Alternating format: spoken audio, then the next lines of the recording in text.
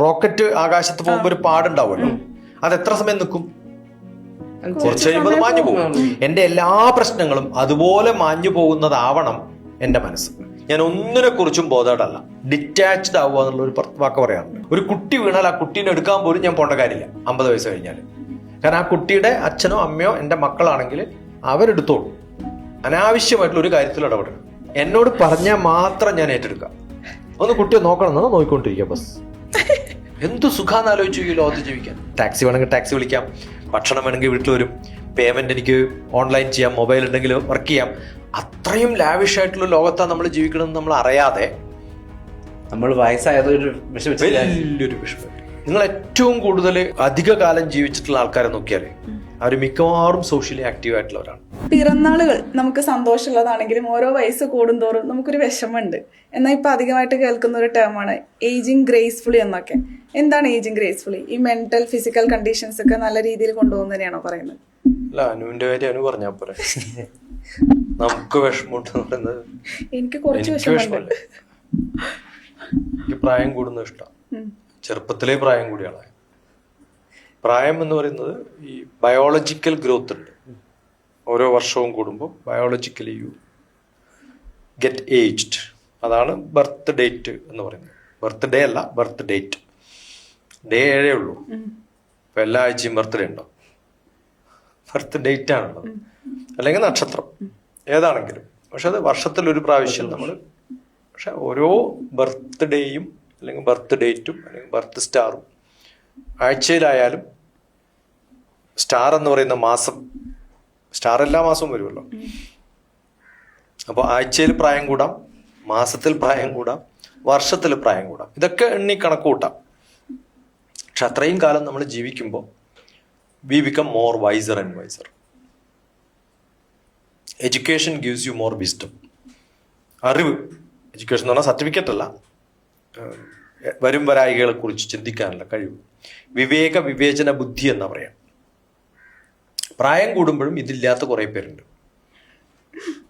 ഇപ്പം എനിക്ക് അസുഖം എന്ന് പറയുന്ന, സാധാരണ പറയുന്ന വാക്ക് അസുഖം. അസുഖം എന്നൊരു വാക്ക് തെറ്റാണ്. അസുഖം എന്ന് പറയുന്നത് നമ്മൾ സാധാരണ ഇൽനെസ്സിനാണല്ലോ പറയാ. അസുഖം എന്ന് പറഞ്ഞാൽ മനസ്സിന്റെ പ്രശ്നമാണ്. സുഖം ഇല്ലായ്മയാണ് അസുഖം. അപ്പൊ സുഖവും അസുഖവും ഏതിനാണുള്ളത്? മനസ്സിനാണുള്ളത്. അതുകൊണ്ട് തന്നെ ഞാൻ ഒരു വീഡിയോ ഇട്ടിട്ടുണ്ട്, ഇൽനെസ് ഈസ് നോട്ട് ഡിസീസ്. രോഗം ഉണ്ടാവാം, വയസ്സാകുമ്പോൾ എന്തായാലും രോഗം ഉണ്ടാവും. കാരണം വേറെ എല്ലാത്തിലും വേറെ ടയർ ഉണ്ടാവുമല്ലോ അല്ലേ. കാലുവേദന ഉണ്ടാവും. അപ്പൊ ഞാനത് അയ്യോ വയ്യ എന്ന് പറഞ്ഞാൽ മാറും. മിക്കവാറും പ്രായം കൂടുമ്പോൾ പറ്റുന്നത് എന്താ വെച്ചാൽ വി ബിക്കം മോർ ഡിപ്പെൻഡന്റ്. പഴയ സുഹൃത്തുക്കളില്ല, എൻഗേജ്ഡ് ആയിട്ടുള്ള ആക്ടിവിറ്റികൾ ഇല്ലാണ്ടാവും, വീട്ടിൽ ഒറ്റയ്ക്കിരിക്കും. ഇപ്പം ഇത്രയും കാലം സ്കൂളിൽ പോയിക്കൊണ്ടിരിക്കുന്ന ഒരാൾ റിട്ടയർ ആവും. റിട്ടയർ ആയി കഴിഞ്ഞാൽ പിന്നെ വയസ്സായി തോന്നാൻ തുടങ്ങി. അത് തോന്നലാണ്. ആ തോന്നൽ ഒഴിവാക്കിയിട്ട് അസുഖമില്ലാതിരുന്നാൽ നമുക്ക് എന്ത് രോഗം ഉണ്ടെങ്കിലും അതിന് തരണം ചെയ്യാൻ പറ്റും. അതെപ്പോഴാണ് ഉണ്ടാവുക? We should become more visor. ആ വൈസർ എന്ന് പറയുന്നത് നല്ല വായനാശീലം, നല്ല കമ്മ്യൂണിക്കേഷൻ, നല്ല കോണ്ടാക്റ്റ്. ഞാൻ ഈ സൈക്കോളജി ഒക്കെ പഠിക്കുന്ന കാലത്ത് ഓരോ ആൾക്കാരെ കുറിച്ചും ഈ പറഞ്ഞ സ്വഭാവങ്ങളൊക്കെ പഠിക്കാൻ, രോഗികളുടെ സൈക്കോളജി. ഇപ്പോഴൊക്കെ ആണെങ്കിൽ മിഷൻ വെച്ചിട്ട് കണ്ണ് ടെസ്റ്റ് ചെയ്യാം. അതൊന്നും അല്ലാത്ത കാലത്ത് ഞാൻ ഒഫ്താൽമോളജിസ്റ്റിൻ്റെ അടുത്ത് എൻ്റെ കണ്ണ് ടെസ്റ്റ് ചെയ്യാൻ പോയപ്പോൾ എനിക്ക് മനസ്സിലായിട്ടുള്ളത്, ഓരോ ടെസ്റ്റ് നടത്തുന്ന ആളുടെയും സൈക്കോളജി ഡോക്ടർക്ക് അറിഞ്ഞാലേ അയാൾക്ക് ട്രീറ്റ്മെൻറ്റ് കൊടുക്കാൻ പറ്റുള്ളൂ.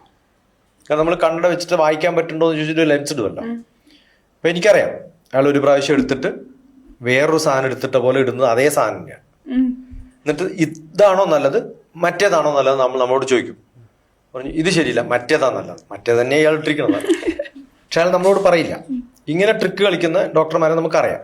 അപ്പം ഞാൻ എന്താ വെച്ചാൽ അവർ എങ്ങനെയാണ് ഇവർ റെസ്പോണ്ട് ചെയ്യുന്നത്, എഡ്യൂക്കേറ്റഡ് ആകുമ്പോൾ എങ്ങനെയാണ് റെസ്പോണ്ട് ചെയ്യുന്നത്, വയസ്സാകുമ്പോൾ എങ്ങനെയാണ്. അപ്പോൾ ഒരു പ്രാവശ്യം ഞാൻ ഹൈദരാബാദിൽ കണ്ടത് മിട്ടു എന്ന് പറയുന്നത് ഡോക്ടർ മിട്ടു, നല്ല ഫേമസ് ആയിട്ടുള്ള അവരുടെ അടുത്ത് ഞാൻ ഉള്ളിൽ പോയിരിക്കും ഇവരെ ടെസ്റ്റ് ചെയ്യുമ്പോഴും അവരെങ്ങനെയാണ് പറയുന്നത്. അപ്പോൾ അവർ കുറേ കൊല്ലത്തിന് ശേഷം ആദ്യമായിട്ട് ആയിരിക്കും ചിലപ്പോൾ ജീവിതത്തിൽ കണ്ണ് കാണിക്കാൻ വരുന്നത്. വയസ്സം ഒരു 10-70 വയസ്സായി, കണ്ണ് ആദ്യമായിട്ടാണ് ടെസ്റ്റ്. അപ്പോൾ മിട്ടു ആകെ അത്ഭുതത്തോടു കൂടി പറയാൻ, നിങ്ങളുടെ ഒരു കണ്ണ് കംപ്ലീറ്റ് കാഴ്ചയില്ലാത്തതാണ്. അവരറിഞ്ഞിട്ട് പോലുമില്ല. നമുക്ക് ചെറിയ പ്രശ്നങ്ങൾ വരുമ്പോൾ നമ്മൾ അറിയല്ലോ. എന്നിട്ട് മിട്ട് പറഞ്ഞു നിങ്ങളുടെ ഒരു കണ്ണ് ഓൾമോസ്റ്റ് ബ്ലൈൻഡ് ആണ്. എന്നോട് പറഞ്ഞത് ഫുൾ പോയതാ, പക്ഷെ പതുക്കെ കണ്ണട വെച്ചാൽ ചിലപ്പോൾ നമുക്ക് ശ്രമിക്കാന്നൊക്കെ പറഞ്ഞു. അവർ പറഞ്ഞത് അതുകൊണ്ട് എനിക്കൊരു കുഴപ്പമുണ്ടായിട്ടില്ല, എല്ലാ ദിവസവും എനിക്ക് പേപ്പർ ഇപ്പോഴും വായിക്കാൻ പറ്റുന്നുണ്ട്. ഞാൻ 3-4 പേപ്പർ ഇപ്പോഴും വായിക്കുന്നുണ്ട്. ആ 4 പേപ്പർ വായിക്കുന്ന ഒരു കണ്ണുകൊണ്ട് 70ാമത്തെ വയസ്സിൽ വായിക്കുന്നുണ്ടെങ്കിൽ അവർക്ക് രോഗമുണ്ടോ? ഉണ്ട്. അസുഖമുണ്ടോ? തീരില്ല. രോഗം തപ്പി കണ്ടുപിടിച്ച് അസുഖം ഉണ്ടാക്കുന്ന എത്ര ആൾക്കാരുണ്ടെന്ന് അറിയോ? എനിക്ക് കുറേ പേര് അറിയാം. നിങ്ങൾക്ക് ഒരു രോഗം ഉണ്ടെന്ന് ചോദിച്ചാൽ നിങ്ങൾ ഡോക്ടറെ അടുത്ത് പോവാം.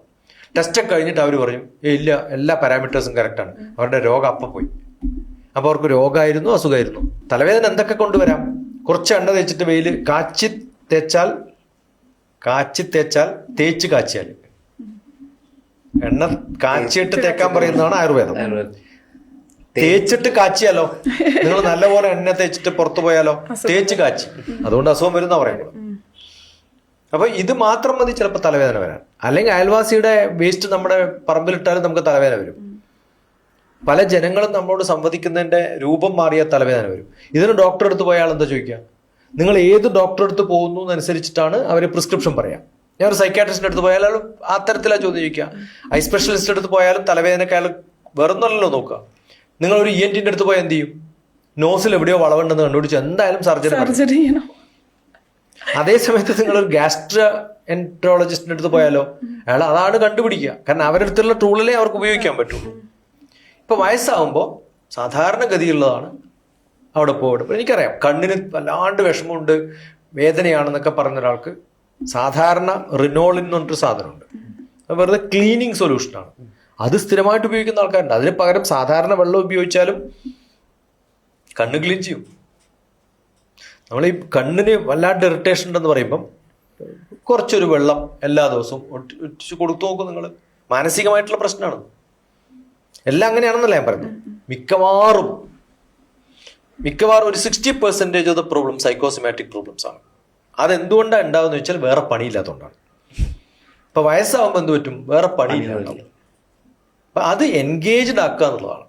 ആ എൻഗേജ്ഡ് ആക്കാൻ വ്യത്യസ്തമായിട്ടുള്ള സംഭവങ്ങൾ നമുക്ക് ചെയ്യാൻ പറ്റും. ഒന്ന്, സാമൂഹികമായിട്ട് കുറെ കാര്യങ്ങൾ ചെയ്യാം. കൊച്ചുമക്കളെ നോക്കാം. നമ്മളൊക്കെ സാധാരണ പറയുന്നത് 4 ആശ്രമങ്ങളാണ്. ഒന്ന് ബ്രഹ്മചര്യം, രണ്ടാമത് ഗാർഹസ്ഥ്യം. അപ്പോൾ ഒരു 25 വയസ്സ് വരെ നമ്മൾ ഇന്നത്തെ കാലം വെച്ചിട്ട് 25 വയസ്സ് വരെ പഠിക്കുകയാണെങ്കിൽ 25 മുതൽ 50 വരെ ആകുമ്പോഴത്തേക്കും ഗാർഹസ്ഥ്യം കഴിയും. 50 മുതൽ 75 വയസ്സ് വരെയൊക്കെയാണെന്ന് വിചാരിക്കാം. ആ കാലത്താണ് നമ്മൾ ശരിക്ക് എന്ത് വേണ്ടത്? ബ്രഹ്മചര്യം, ഗാർഹസ്ഥ്യം കഴിഞ്ഞാൽ വാനപ്രസ്ഥം. ആ വാനപ്രസ്ഥം എന്ന് പറഞ്ഞാൽ എന്താ അർത്ഥം? എല്ലാം കഴിഞ്ഞ് പോവാണ്. എവിടെ? കാട്ടിലേക്ക്. വാനപ്രസ്ഥാണ്, വനപ്രസ്ഥല്ല. വനം കാട്, വാനം ആകാശം. ആകാശത്തേക്ക് പോവാണ്. ആകാശത്തേക്ക് പോകുന്നതല്ല, എന്റെ വീട്ടിൽ ഞാൻ ആകാശം സൃഷ്ടിക്കുക. ഞാൻ അങ്ങോട്ട് പോകണമെന്നില്ല, അതിന് ഇങ്ങോട്ട് കൊണ്ടുവന്നാൽ മതിയല്ലോ. അതിന്റെ അർത്ഥം എന്താണ്? ഞാൻ വളരെ ഫ്രീ ആണ്, എനിക്കൊന്നും പ്രശ്നമല്ല. ഒരു കുട്ടി വീണാൽ ആ കുട്ടീനെ എടുക്കാൻ പോലും ഞാൻ പോകേണ്ട കാര്യമില്ല 50 വയസ്സ് കഴിഞ്ഞാൽ. കാരണം ആ കുട്ടിയുടെ അച്ഛനോ അമ്മയോ എൻ്റെ മക്കളാണെങ്കിൽ അവരെടുത്തോളൂ. അനാവശ്യമായിട്ടുള്ള ഒരു കാര്യത്തിൽ ഇടപെടരുത്. എന്നോട് പറഞ്ഞാൽ മാത്രം ഞാൻ ഏറ്റെടുക്കാം. ഒന്ന് കുട്ടിയെ നോക്കണമെന്നാണ് നോക്കിക്കൊണ്ടിരിക്കുക ബസ്. അതല്ലാതെ അനാവശ്യമായിട്ടുള്ള കാര്യങ്ങളിൽ ഇടപെടാൻ പോകുന്നതിന് കാരണം എന്താ? പ്രശ്നം എന്താണ്? നമ്മൾ ബാക്കിയുള്ളവരുടെ പ്രൈവസിയിലേക്ക്, അവരുടെ കുടുംബത്തിലേക്ക് കയറുകയാണ്. അത് ചെയ്യരുത്. വലിയ മക്കളുടെ കാര്യമാണെങ്കിൽ പോലും എല്ലാവരും ഒരു പ്രശ്നവും വേണ്ട. വാനപ്രസ്ഥം എന്ന് പേര് വരാൻ കാരണം റോക്കറ്റ് ആകാശത്ത് പോകുമ്പോൾ ഒരു പാടുണ്ടാവുമല്ലോ, അത് എത്ര സമയം നിൽക്കും? കുറച്ച് കഴിയുമ്പോൾ മാഞ്ഞു പോകും. എൻ്റെ എല്ലാ പ്രശ്നങ്ങളും അതുപോലെ മാഞ്ഞു പോകുന്നതാവണം എൻ്റെ മനസ്സ്. ഞാൻ ഒന്നിനെ കുറിച്ചും ബോധേഡല്ല. ഡിറ്റാച്ച്ഡ് ആവുക എന്നുള്ളൊരു വാക്ക് പറയാറുണ്ട്. ആർക്കും ഡിറ്റാച്ച്ഡ് ആവാൻ പറ്റില്ല, പക്ഷെ പറ്റുന്ന കാര്യങ്ങളിൽ ഇടപെടാതിരിക്കുക. അപ്പം അതെന്ത് അടച്ചില്ല, ഇതെന്ത് എവിടെ വെച്ചില്ല, ഇതെന്താ അവിടെ വെച്ചില്ല, ഇതൊക്കെ അങ്ങോട്ട് ഒഴിവാക്കുക. 50 വയസ്സ് വരെ കൃത്യമായിട്ട് എല്ലാ കാര്യങ്ങളും ശ്രദ്ധിക്കണം. ആ സമയം കൊണ്ട് എൻ്റെ മക്കളെ എനിക്കത് പഠിപ്പിക്കാൻ പറ്റിയില്ലെങ്കിൽ മക്കളുടെ മക്കളെ ഞാൻ പഠിപ്പിക്കാൻ നോക്കേണ്ട കാര്യമില്ല. ഞാൻ മക്കളെ നന്നായിട്ട് പലർക്കും പറ്റുന്ന എന്താണ്? 50 കഴിയുമ്പോഴാണ് ഈ ബോധം വരുന്നത്. അപ്പോഴാലോചിക്കുക, ഓ എൻ്റെ മക്കളെ ഞാനൊന്നും പഠിപ്പിച്ചിട്ടില്ലല്ലോ, എന്നാൽ എൻ്റെ മക്കളുടെ മക്കളെ പഠിപ്പിക്കാമെന്ന്. ആ പഠിപ്പിക്കാൻ പോകുമ്പോൾ എന്ത് ചെയ്യും? ഞാൻ എൻ്റെ മക്കളെ കുറിച്ചുള്ള കുറ്റം മക്കളുടെ മക്കളോട് പറയും. അപ്പൊ മക്കളുടെ മക്കൾക്ക് എൻ്റെ മക്കളോടുള്ള ബഹുമാനം ഇല്ലാണ്ടാവും. അപ്പൊ അവരുടെ പാരൻസിനോടുള്ള ബഹുമാനം ചെറിയ കുട്ടികൾക്ക് ഇല്ലാണ്ടാക്കുന്നത് അങ്ങനെയുള്ള ഗ്രാൻഡ് പാരൻസ് ആയി മാറുകയാണ് ചെയ്യുന്നത്. അവർക്ക് സമയമില്ല എന്നുള്ള സത്യമാണ്. കാരണം ഇന്ന് അവർ എൻഗേജ്ഡ് ആണ്, അതുകൊണ്ട് മക്കളെ നോക്കാൻ പറയും. ശരി, ചെയ്യാൻ പറ്റുകയാണെങ്കിൽ ചെയ്യാം. അതെനിക്കൊരു എൻ്റെ ഫ്രീഡത്തെ കട്ട് ചെയ്യുന്നൊരു സംഭവമാണെങ്കിൽ ഞാൻ നിന്ന് കൊടുക്കരുത്. അതിന് നമ്മൾ നിന്ന് കൊടുക്കേണ്ട കാര്യമില്ല. എനിക്ക് എൻ്റെ ഫ്രീഡം വേണം, ഞാൻ അതിന് ചെയ്യും തീരുമാനിക്കുന്ന തരത്തിൽ നമ്മൾ കൊണ്ടുപോകാൻ പറ്റുകയാണെങ്കിൽ അതിനുള്ള എൻഗേജ്മെന്റ് ഞാൻ കാണണം. വായനയാവാം, കൃഷിയാവാം, അല്ലെങ്കിൽ കട നടത്താവാം, അല്ലെങ്കിൽ ബിസിനസ് ചെയ്യാവാം, മിനിമം ഇൻകം കിട്ടാം. അതുകൊണ്ടല്ലേ ഈ 50 എന്ന് പറയുന്നത് സ്ട്രിക്റ്റ് അല്ല ഞാൻ പറയുന്നത്. അതുകൊണ്ടല്ലേ 60 കഴിയുമ്പോൾ പെൻഷൻ തരുന്നത്. ആ സമയത്ത് എന്ത് ചെയ്യണം? പെൻഷൻ കൂട്ടി വെച്ചിട്ട് മക്കൾക്ക് വീടെടുക്കാനുള്ള അന്ന് എൻ്റെ ബോധറേഷൻ അല്ല. പിന്നെ ആ സമയത്താണ് ചിലപ്പോൾ എനിക്ക് തോന്നുക ഇത്രയും കാലം പണികളുകൊണ്ട് ഞാൻ യാത്ര ചെയ്യാൻ പറ്റില്ല, ഇപ്പം യാത്ര ചെയ്യാൻ പോകും. ആദ്യം ഒരു യാത്ര കഴിഞ്ഞ് തിരിച്ചു വന്നു കഴിഞ്ഞാൽ പിന്നെ അസുഖമായി, കിടപ്പായി, പ്രശ്നമായി, കാലുവേദനയായി. ആ വയ്യാത്ത പണിക്ക് പോരുത്. എനിക്ക് ഫിസിക്കലായിട്ട് എഫേർട്ട് എടുക്കാൻ പറ്റുന്ന കാര്യങ്ങൾ മാത്രം ഞാൻ ചെയ്യുമ്പോഴാണ്, അതാണ് വിസ്ഡം. എനിക്ക് എന്ത് ചെയ്യാൻ പറ്റും, എന്ത് ചെയ്യാൻ പറ്റില്ല എന്ന് സ്വന്തം ഇവാലുവേറ്റ് ചെയ്യാൻ പറ്റുന്നൊരു കഥ വേണ്ടേ. അതും കഴിയുമ്പോഴാണ് പിന്നെ എൻ്റെ സമയം ജനങ്ങൾക്ക് വേണ്ടിയിട്ടും ഒക്കെ ചെലവഴിക്കുക, ഞാൻ എൻജോയ് ചെയ്യുക, അവരുമായിട്ടുള്ള സംസാരം, അവരുമായിട്ട് കളിച്ചു നടക്കാൻ പറ്റുക, അതൊക്കെ നമുക്ക് ചെയ്യാം. അതും കഴിഞ്ഞിട്ടുള്ളൊരു സമയമുണ്ട്. വീട്ടിലിരിക്കുക, അത്യാവശ്യത്തിന് ആരെങ്കിലും വന്നാൽ മാത്രം. എനിക്ക് ആ സമയത്ത് ഒരു 75 കഴിയുമ്പോഴത്തേക്കും തീരെ വയ്യാത്തൊരവസ്ഥ വരില്ല. ആ റിയലൈസേഷൻ നമുക്ക് ഉണ്ടാവണം. എനിക്കത് പറ്റുന്നില്ല, ഞാൻ അക്സെപ്റ്റ് ചെയ്യുന്നു. ഒരു രോഗിക്ക് അറിയാലോ എനിക്ക് ഇന്നതൊക്കെ പൊക്കാൻ പറ്റുള്ളൂ. ഞാൻ അറിയുമ്പോൾ ഞാൻ എങ്ങനെ ഇത് പ്രായം അല്ല കേട്ടോ, ബയോളജിക്കൽ പ്രായമല്ല. ചെറുപ്പത്തിലും ആ സ്വഭാവമുള്ളവരുണ്ടാവാം. ഇപ്പൊ സന്യാസം എന്ന് പറയുന്നത് 75-ന് ശേഷം നമ്മൾ പറഞ്ഞു തീരിക്കും, അങ്ങനെയാണല്ലോ പറയാ. വാനപ്രസ്ഥം കഴിഞ്ഞാൽ സന്യാസം. പക്ഷെ 12ാമത്തെ വയസ്സിലും സന്യാസത്തിൽ പോകുന്ന ആൾക്കാരുണ്ട്. അപ്പൊ ഇത് എപ്പോൾ വേണമെങ്കിൽ നമുക്ക് അക്സെപ്റ്റ് ചെയ്യാം. പക്ഷെ ഇതാണ് പൊതുവെയുള്ള വിസ്ഡം എന്ന് പറയുന്നത്. എഡ്യൂക്കേഷൻ കൊണ്ടും സാമൂഹികമായ ഇടപെടൽ കൊണ്ടും ഒക്കെ നമുക്ക് ഉണ്ടാവേണ്ടതാണ്. നമ്മൾ നാരോ മൈൻഡഡ് അല്ലാതെ സൊസൈറ്റിയെ പറ്റിയും കൂടി ചിന്തിക്കേണ്ട ഒരു സമയമാണല്ലേ. നിങ്ങൾ ഏറ്റവും കൂടുതൽ അധിക കാലം ജീവിച്ചിട്ടുള്ള ആൾക്കാരെ നോക്കിയാലേ അവർ മിക്കവാറും സോഷ്യലി ആക്റ്റീവ് ആയിട്ടുള്ളവരാണ്. സെൽഫിലേക്ക് മടങ്ങിയിട്ടുള്ള, സെൽഫിഷ് ആയിട്ടുള്ള ആ ആൾക്കാർക്കൊക്കെ മിക്കവാറും അസുഖങ്ങൾ കൂടുതലായിരിക്കും. The more public you are, the more dynamic you are, ആ ഒരു തോന്നൽ നിങ്ങളിൽ ഉണ്ടാവും. കാരണം നമ്മൾ കുറേ പേരെ കാണും, നമ്മളെക്കാളും ബുദ്ധിമുട്ടുള്ള ആൾക്കാരെ നമ്മൾ കാണുമല്ലോ. പിന്നെ മാറാവ്യാധികളും ക്രോണിക് ഡിസീസും ഒക്കെ ആർക്ക് വേണമെങ്കിലും എപ്പോൾ വേണമെങ്കിലും വരാം. ആക്സിഡന്റ് എപ്പോൾ വേണമെങ്കിലും വരാം. അതൊക്കെ സ്പെസിഫിക് കേസാണ്. നമ്മളിപ്പോൾ പറയുന്ന ഒന്നും ഇത് കേട്ടിട്ട് ഒരാൾ ഇങ്ങനെയൊക്കെ പറയാം, ഞാൻ ഇങ്ങനെയാണ്, ഇഷ്ടംപോലെ ആൾക്കാരുണ്ടാവും അങ്ങനെ. പക്ഷെ നമ്മൾ ജനറിക് ആയിട്ടുള്ളൊരു സ്റ്റേറ്റ്മെൻ്റ് ആണ് ഇപ്പോൾ പറയുന്നത്. പിന്നെ ഇതും ഓരോ റീജിയണിലും അവരുടെ എക്കണോമിക് കണ്ടീഷൻ അനുസരിച്ചിട്ടും ഒക്കെ വ്യത്യസ്തം ഉണ്ടാവും. ഇപ്പം അമേരിക്കയിലൊക്കെ എങ്ങനെയാണെന്ന് വിചാരിച്ചു കഴിഞ്ഞാൽ നമ്മളിപ്പോൾ ഒരു ഹോസ്പിറ്റലിൽ അവർ വീൽ ചെയറിൽ, സ്വന്തം ഓപ്പറേറ്റ് ചെയ്യുന്ന വീൽ ചെയറിൽ ഒറ്റക്ക് പോകേണ്ടി വരും. കാരണം അവരുടെ മക്കളൊന്നും അവരുടെ കൂടെ ഇല്ല, ഹസ്ബൻഡോ വൈഫോ ആരായാലും ഡൈവേഴ്സ് ആയിട്ടുണ്ടാവും. അവരെ കൊണ്ട് എനിക്ക് ഗുണമില്ല എന്ന് പറയുമ്പോൾ അവരപ്പോൾ ഡൈവേഴ്സ് ചെയ്യുമല്ലോ. അപ്പോൾ സ്വന്തം ജീവിക്കണ്ടേ. അപ്പോൾ ഒരാളെയും ഡിപ്പെൻഡ് ചെയ്യാണ്ട് ജീവിക്കുന്ന ഒരു കാലമാണ്. അപ്പോൾ അവിടെ 911 എന്നാണ് എമർജൻസി. ആ എമർജൻസി 911 അടിച്ചു കഴിഞ്ഞാൽ ഉടനെ വണ്ടി വരും, കൊണ്ടുപോകും. ഇൻഷുറൻസ് ഓൾറെഡി ഉണ്ടാവും. ഇൻഷുറൻസ് ഇല്ലാണ്ട് ആർക്കും ജീവിക്കാൻ പറ്റില്ല. അവരെ കെയർ ചെയ്തു. അത് കഴിഞ്ഞാൽ ഹോസ്പിറ്റലിൽ നിന്ന് വിളിച്ചുകൊണ്ടിരിക്കും, നിങ്ങൾക്ക് എപ്പോഴാണ് മെഡിസിൻ കഴിക്കേണ്ടത്, ഇപ്പോൾ ടെസ്റ്റ് ചെയ്യേണ്ട സമയമായി, വന്നോളൂ. അല്ലെങ്കിൽ ഇതൊക്കെ നമ്മൾ മോണിറ്റർ ചെയ്യുന്ന ഒരാളുണ്ടല്ലോ. അപ്പോൾ സോഷ്യൽ സിസ്റ്റം വളരെ സ്ട്രോങ് ആണ്. നമ്മുടെ കാര്യത്തിൽ എങ്ങനെയാണ്? സോഷ്യൽ ഗവൺമെൻറ് സിസ്റ്റം വളരെ ബോറാണ്. നമ്മുടെ ഫാമിലി സിസ്റ്റമാണ് സ്ട്രോങ്. അവിടെ ഫാമിലി സിസ്റ്റം മോശമാണ്, അതുകൊണ്ട് സോഷ്യൽ സിസ്റ്റം സ്ട്രോങ് ആണ്. അപ്പോൾ രണ്ട് തരത്തിലും ഇതിനെ നോക്കിക്കാണാം. ഇതിന് മെറിറ്റും ഉണ്ട്, ഡിമെറിറ്റും ഉണ്ട്. അപ്പം നമ്മൾ എന്ത് വേണം എന്ന് ചോദിച്ചാൽ, ഇവിടെയുള്ള ഒരാൾ അവിടെ മൈഗ്രേറ്റ് ചെയ്ത് പോയി എന്ന് വിചാരിക്കേ, ആ സിസ്റ്റത്തിൽ നമുക്ക് അക്സെപ്റ്റബിൾ ആവണം. ഇപ്പം നമുക്കിവിടെ യാത്ര ചെയ്യുന്ന സമയത്ത് കാർ വിളിച്ചിട്ട് പോവാം, അല്ലെങ്കിൽ സ്വിഗ്ഗിയിൽ ഓർഡർ ചെയ്യാം എന്നൊക്കെ വിചാരിക്കുമായിരിക്കും. അമേരിക്ക പോയത് രണ്ടും പറ്റില്ല, വളരെ കോസ്റ്റ്ലിയാണ്.